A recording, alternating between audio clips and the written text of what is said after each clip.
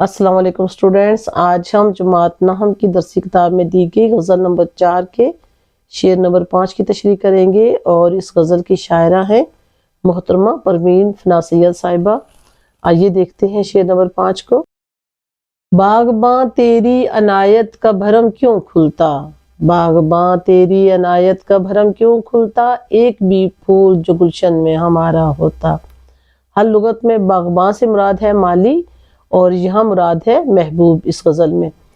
عنایت مہربانی، احسان، کرم کرنا، بھرم کھلنا، راز کھل جانا، راز ظاہر ہونا۔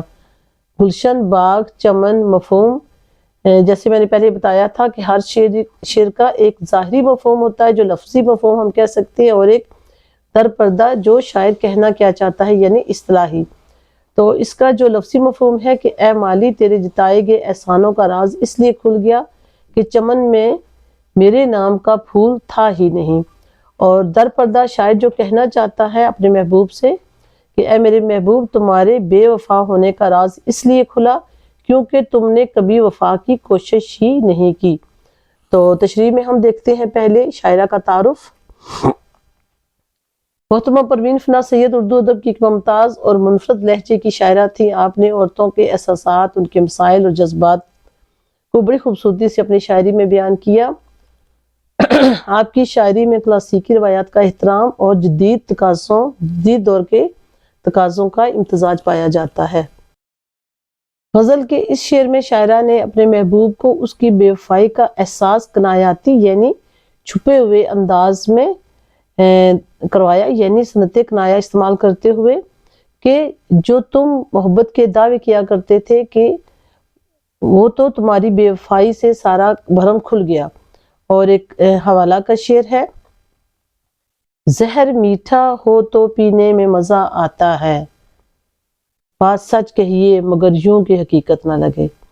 شاعرہ نے محبوب کو باغباں کہہ کر اسے احساس دلایا کہ تم تو زندگی کی ساری بہاریں میرے نام کرنے کے دعوے کرتے تھے، اور یہاں یہ حال ہے کہ تمہارے اس چمن میں میرے لیے ایک چھوٹا سا پھول بھی نہیں ہے، یعنی کہ تمہارے پاس میرے لیے کوئی چھوٹی سی خوشی بھی نہیں ہے۔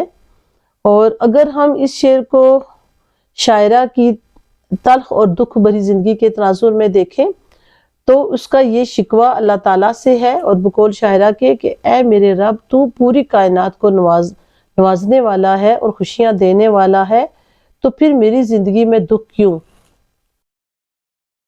بچوں، اس شعر میں شاعرہ اپنی بدنصیبی کے حوالے سے اللہ تعالیٰ کی عنایات کا تذکرہ کر رہی ہے۔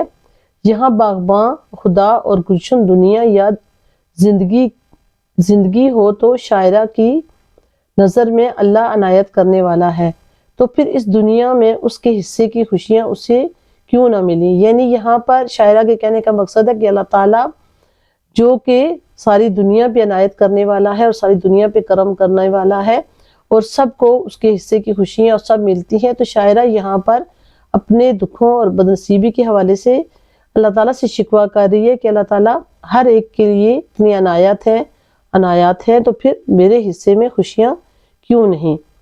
ایک حوالہ کا شعر ہے، اپنے ماتھے کی شکن تم سے مٹائی نہ گئی، اپنی تقدیر کے بل ہم سے نکالے نہ گئے۔ بہت بہت شکریہ۔